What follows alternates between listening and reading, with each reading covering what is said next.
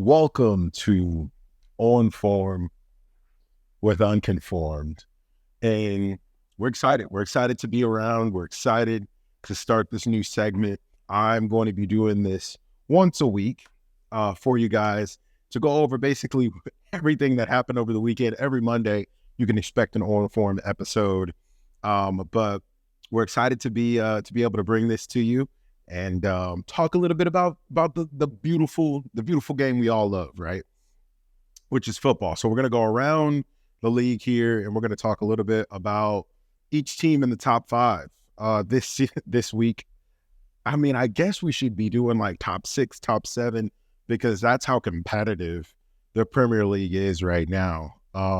It's actually pretty cool to know that in this league that anybody can win on any given weekend, and you never know what's going to end up happening every time that you log in or every time that you tune in to a game. So I got my laptop right here. I am going to go through some news articles here, speak on my mind on some of the things that have happened over the weekend, where people are at, give some hot takes. Let me know if you guys agree in the comments, but we are on form with Unconformed. Let's do this. So we got the league leaders, number one, and you might see a little bit of a smile there from me because it's Liverpool, right? How can you not be happy for this team? They are of course, my team that I support.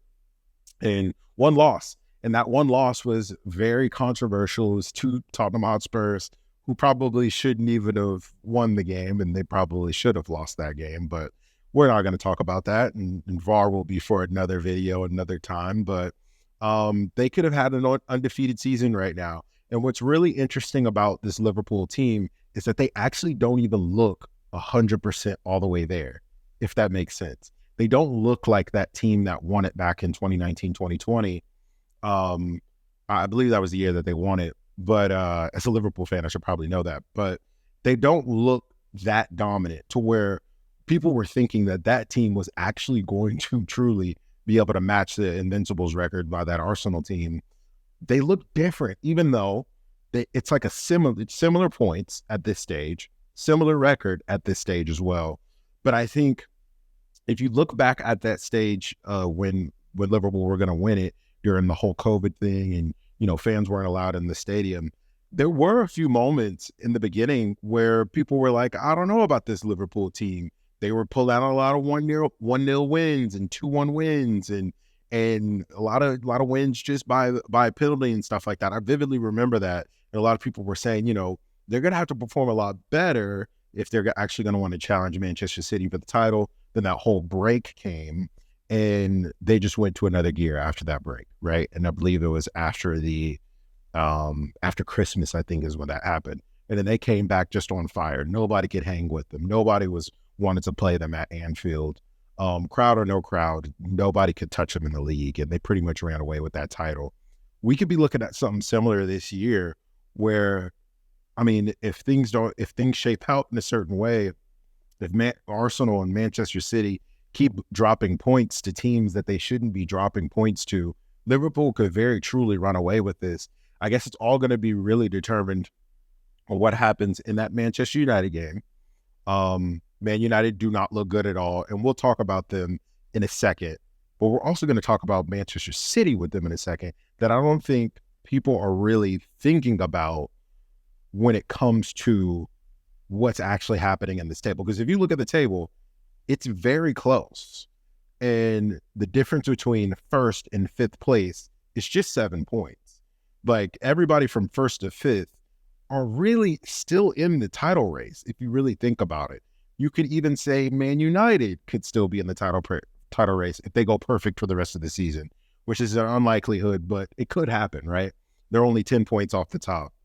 But if you look at this Liverpool team, if they keep stringing together wins and they beat Manchester United and then they beat Arsenal, I believe it's the week after that, and they secure points from Burnley on Boxing Day, I mean, it's going to be hard to deny them this title, in my personal opinion. They'll go into the new year, top of the league, over 40 something points, maybe close to 50 points already.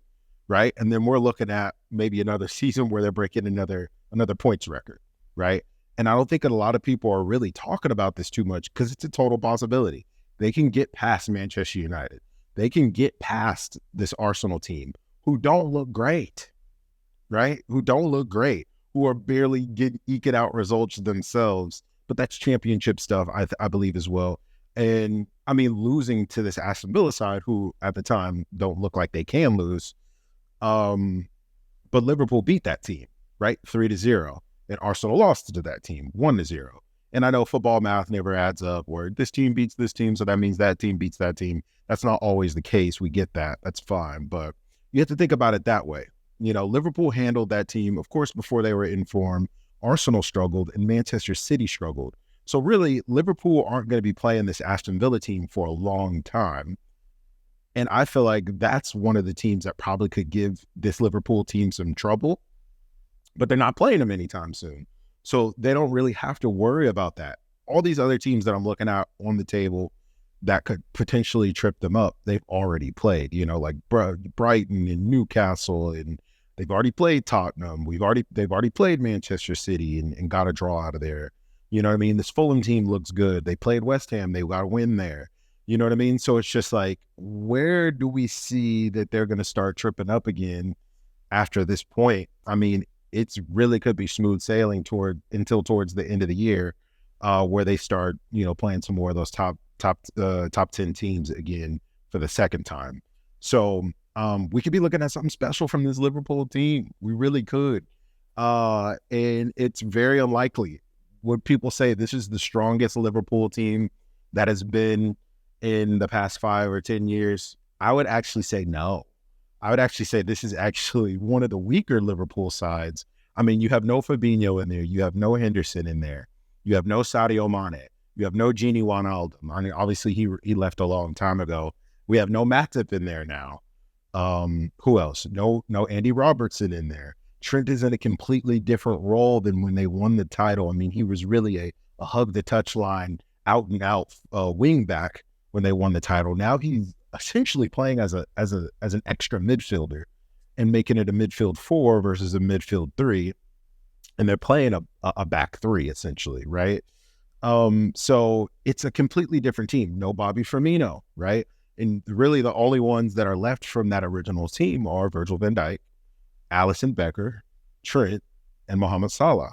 And it makes you think like, okay, that's the spine, that's the backbone. And you look at a lot of these other teams like Chelsea, you know, like Manchester United, like Newcastle, who are going through these huge rebuilding stages or building stages like Newcastle is.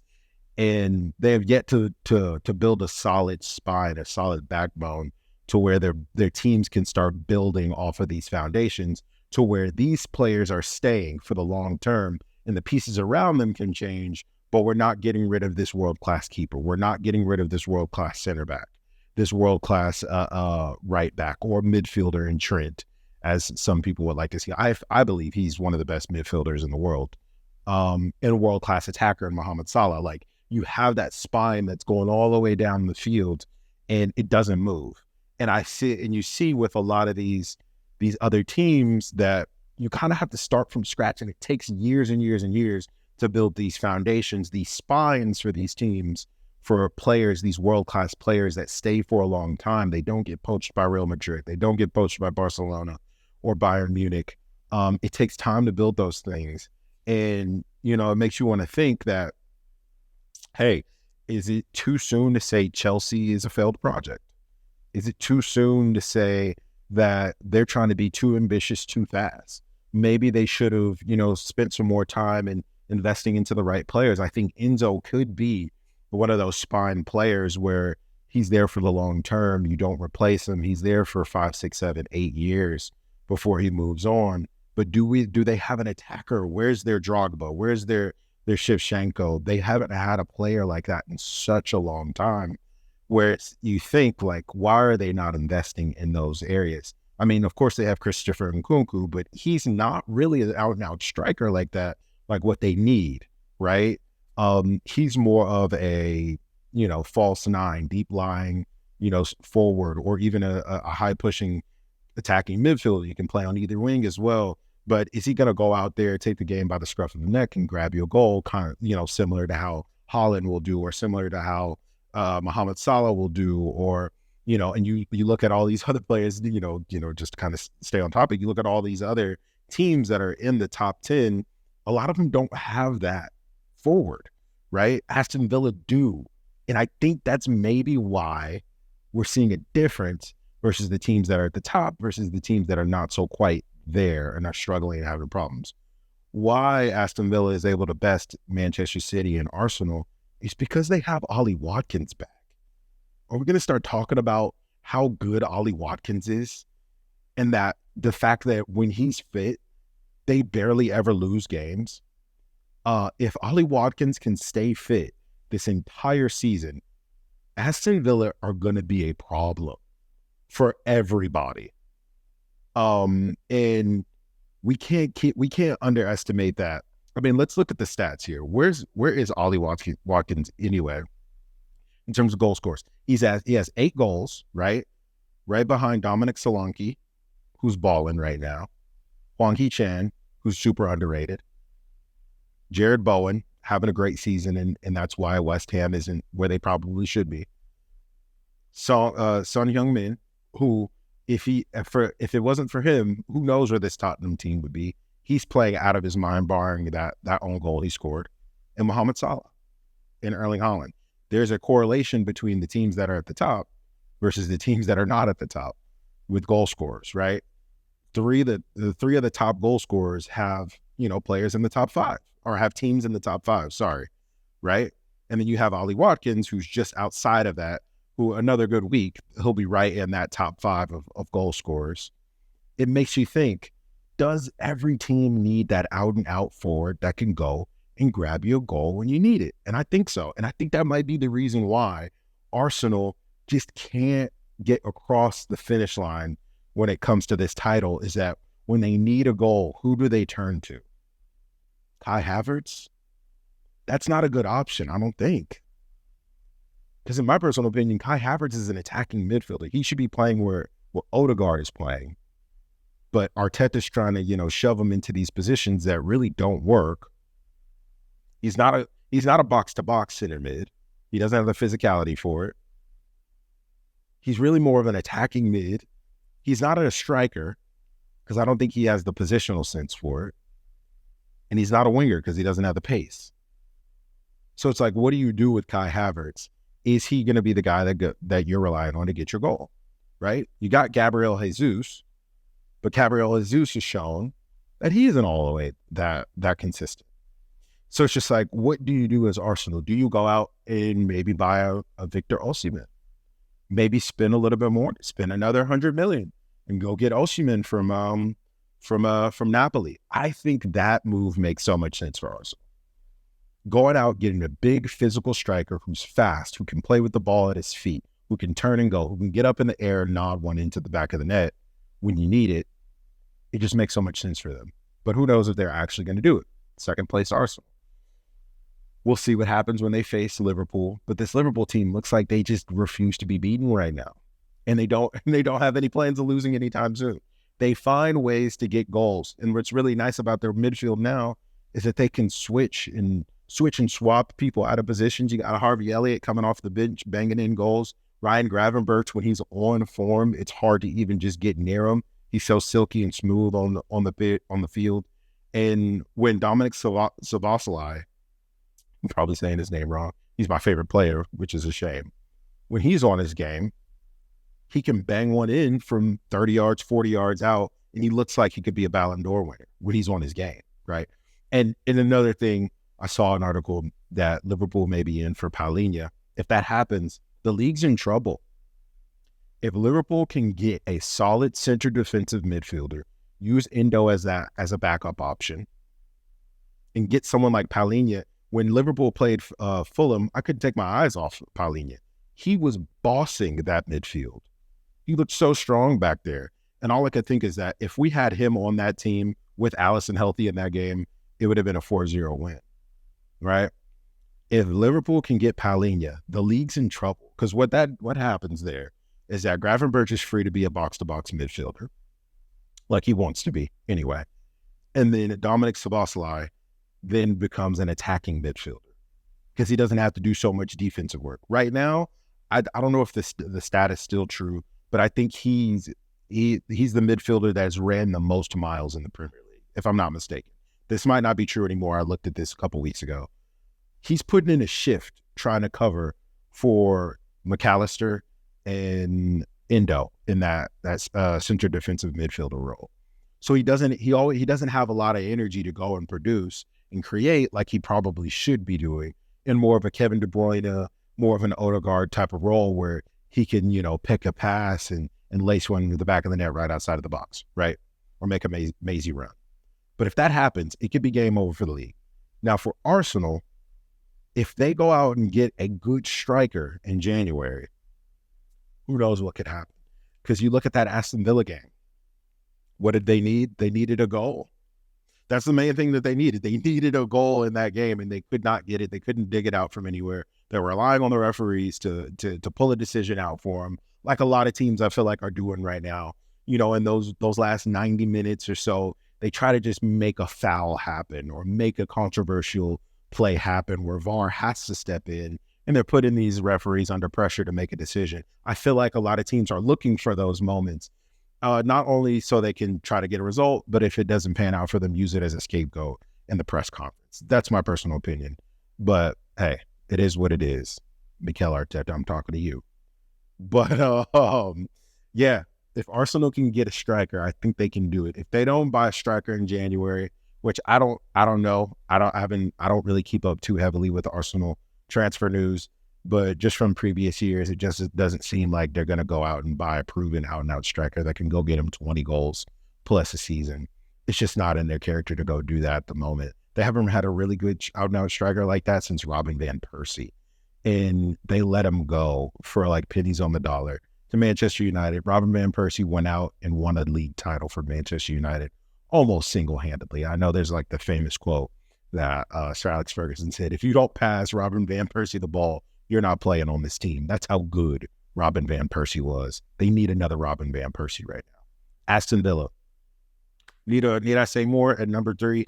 Just scalped the champions and then got another huge win, hard-fought victory. And what's cool about that win is that it was completely different than the win that they got at Manchester City. Manchester City, they played them out of the park, right? For this Arsenal game, it was gritty. It was rough. It was exactly what you thought they were going to do with Manchester City and try to pull a result out that way. But just being able to play in those two different types of styles in such a short span shows how good Unai Emery really is, right? He's one of the managers that don't get enough credit. He's won everything except for the Champions League, essentially. He's a serial winner. He wins the Europa League almost every year, right? At this rate.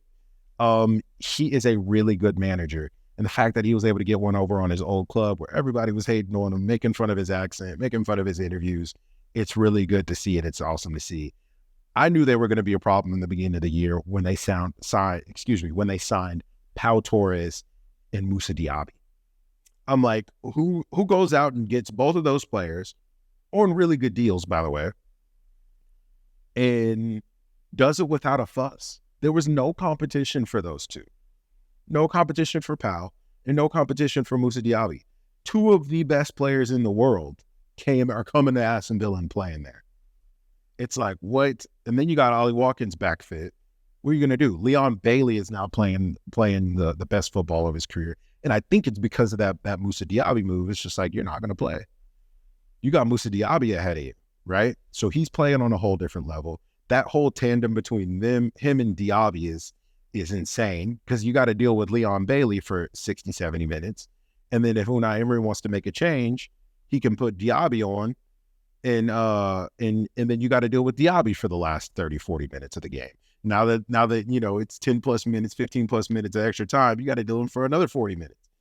And then if he wants, he can move Scott McGinn over to that side, and he's got that old man strength where you can't push him off the ball. He's so technically good. It's very weird how technically good he is. He looks like he should be someone's dad, but he's a baller, right? With that celebration that he does with his eyes. Very good team. We'll see what happens. Who knows what's going to happen with Aston Villa?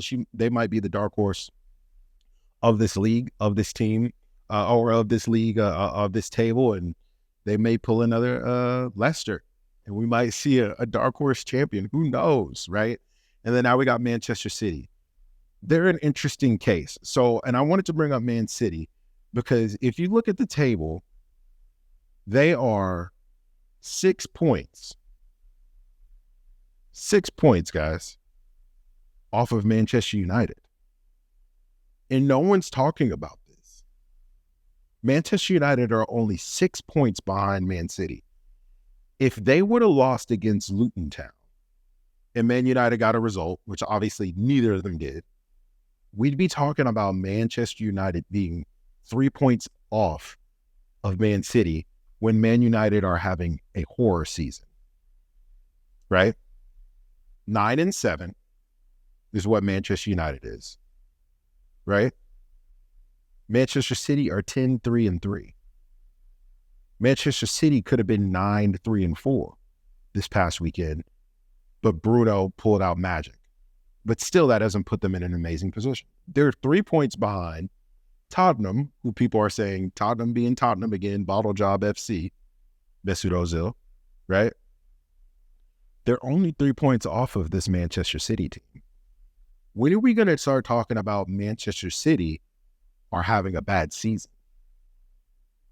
Is it too soon to say that Manchester City might be in a little bit of crisis right now? Is that too soon, or is these two?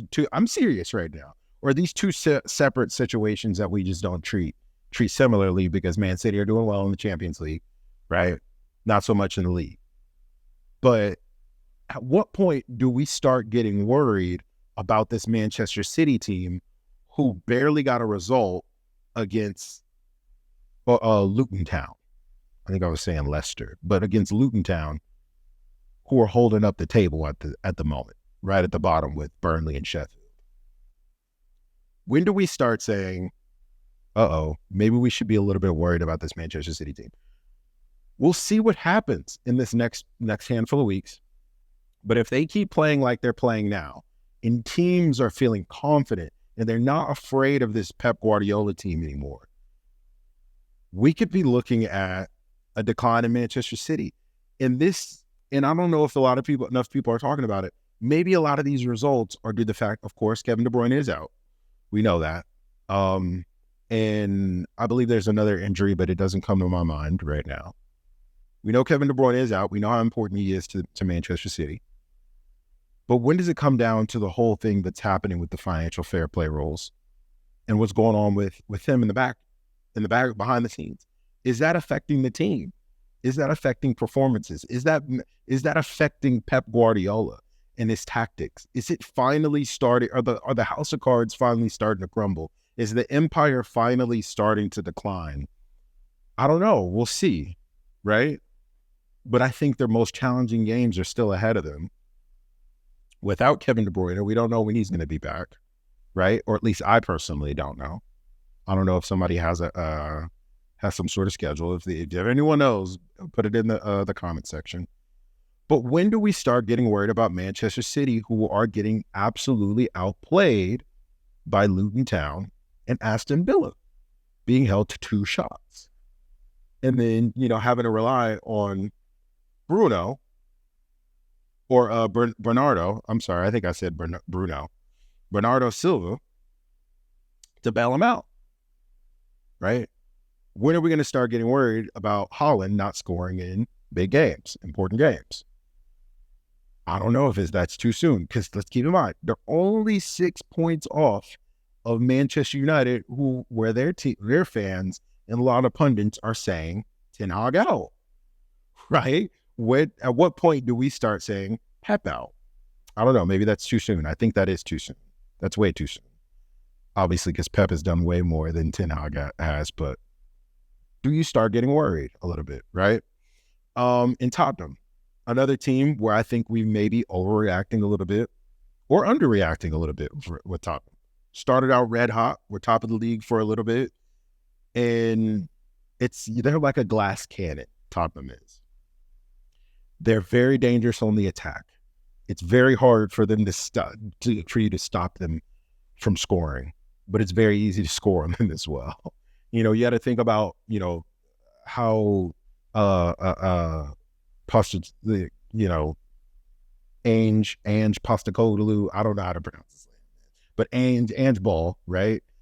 How he develops or deploys his wing backs with Udogie and Pedro Porro, right? Two very pacey wingers or wing backs who can play as wingers, who can score. I mean, I've watched a few of Udogie's games when he was on loan in Italy.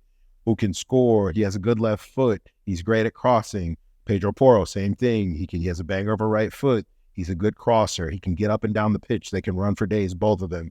Why are they being deployed in the middle? It's very interesting and very, very strange the way that he deploys his system, almost bringing in an additional two midfielders. But you can see on the counterattack, they're vulnerable, right? You're putting a lot of pressure on Christian Romero and his center back partner to really just be perfect for the entire game. But then you put a lot of pressure on the opposition team where they have to be perfect the entire game. So they're very fun to watch. I think that style could definitely grow. I think as his team's young, as they get better, Pape Sarr is very good. I think finally, what's his name? Used to play for Brighton. He's an African guy. I can't remember what his name is, but he's balling out too. He's finally coming into his own. He has a lot of responsibility being that holding midfielder. He almost drops back as a third center back for Tottenham a lot of times, and I think he's more better suited going forward. But we'll see what happens. Son is balling out on that left wing. He's left wing, goes in the middle. Richarlison finally is coming good for Tottenham. I think they're another team where they need a striker. They need a better out-and-out striker. Maybe let Richarlison go. It's not working with him. I think Richarlison, me personally, I think he's one of the more overrated players that has come into the league. I don't know why people rate him so highly. He's never had like a super great goal output either. Maybe he does other things. I just don't personally see it, but that's just me. But so anyway, I digress. On to number 6, Manchester United. Manchester United are in an interesting position, and we're going back to Manchester United. Similar to Newcastle. Oh, not even similar to Newcastle. Can someone tell me why Newcastle get so much more love than Manchester United and they have a worse record? I don't get it. Why are we saying Ten Hag out and not Eddie Howe out when they're 1 point behind Man United? I don't know. I look at the results. I get it. Newcastle score way more goals. Their goal difference is 12. Excuse me. Their goal difference is 12. They're in the Champions League. So is Manchester United. Let's keep that in mind. Not doing well, of course, but neither is Newcastle. Newcastle's fighting hard in a tough group, to be fair. But it's just like, we knew, and I don't feel bad for Newcastle at all. Let me get one thing clear. I do not feel bad for Newcastle. I see a lot of guys that are also on YouTube and they do similar content to myself. And I see a lot of pundits. They say, they're playing a lot of football. They have a lot of injuries. I would feel bad if you weren't owned by an entire country. I would feel bad if your owners were, I don't know, some regular run-of-the-mill billionaire company that bought you or something like that. I wouldn't feel bad if your owners were literally a limitless faucet, a limitless tap of money. That's what I would feel bad. Eddie Howe should have, and his team, they should have known that this season was going to be the most demanding and the toughest in the most games that this team has ever played. They should have known that going into the season. So there is no excuse why they're saying they're dealing with injuries. You got to feel bad for them. Look at how many games they're playing, as everyone is. As everyone is. As Arsenal is. As Liverpool is, being in Europe. Manchester City. Tottenham. Well, I don't think Tottenham is in Europe. Man United, Brighton, West Ham. All of these teams are also in Europe, and they're dealing with it. I know Newcastle is new to Europe, but Eddie Howe and his team, they had to have known that something like this could have happened or was going to happen, that they were going to need backups, that they were going to need a quality squad, that they were going to need at least 2 or 3 people deep in a position where the quality doesn't drop off, that people were going to get injured, and you would be able to, and buying versatile players that can play multiple positions. He had to have known that. And the fact that he has a blank check where he can go out and get any player in the world that's willing to play for Newcastle, I don't feel bad for him. No, you couldn't have predicted the whole Sandro Tonali thing, but you got Bruno Guimaraes. You got him there. He can still play that CDM role. Why did you not buy an extra midfielder? They need an extra midfielder anyway, right? I don't know. That's just my personal opinion. I don't feel bad for them. I think they're a bit overrated. I think Newcastle's a bit overrated. I think they're a project that was ahead of schedule. I think they will eventually be a very good team, similar to Manchester City, just because of the money, right? Just because of the money FC. But I think it's too soon to say that they're going to be regular Champions Leagues qualifiers, right? That's 7. I skipped Man United. So back to Man United. Man United. I guess this is a little bit of a different situation with Man United because you got all the dressing room stuff. You got all the press conference drama where he's not letting reporters talk to them. And he is not a good manager. Let's make one thing clear. Erik ten Hag is not a good Premier League manager. I guess I should be more specific. He might do better in Italy. He might do better in Germany even. He obviously was great in the Eredivisie, but it's not the Premier League. We know that.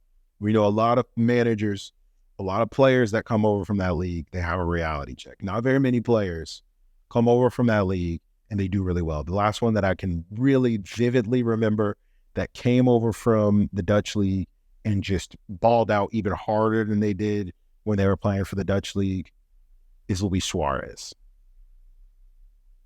Only other manager that I can remember that's came from PSV or Ajax, I don't remember. I can't think of one. Right? So, I mean, even Liverpool's Cody Gakpo, I mean, he was putting up Mbappe numbers when he was over there. Let's keep that in mind. He had like 40 goal contributions last year. Not the case this year, right? Not the case when he came over in mid-January last year. You got to adapt. You got to change. You got to almost become a completely different player, like Cody Gakpo has done. He's not even a winger anymore. He's a center forward, right? I think Ten Hag has to do something similar. He has to change the way he does things. It's not Ajax. We know that. He has to come in, create almost a new style, and implement it relentlessly and make changes from the top down. That's one thing that Pep Guardiola has done.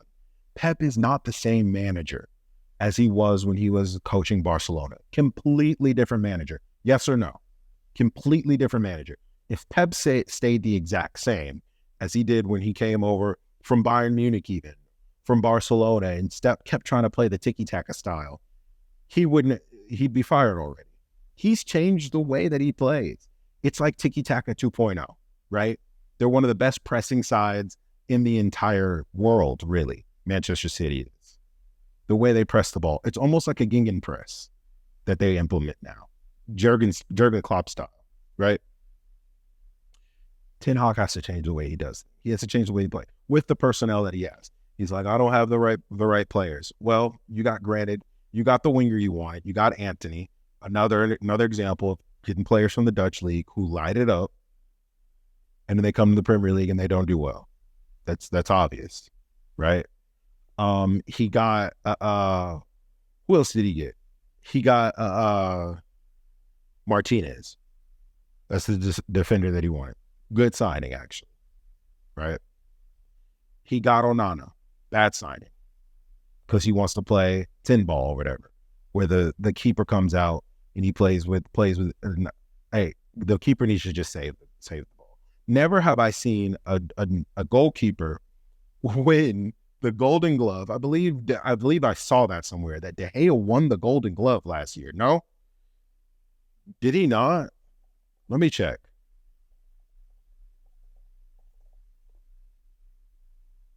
Yes. Yes, he had. Yes, he did.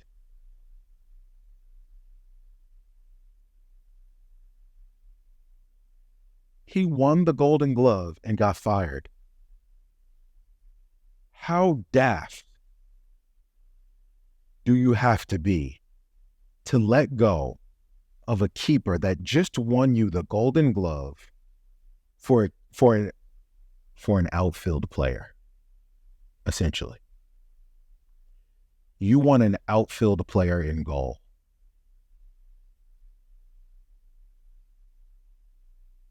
I don't know.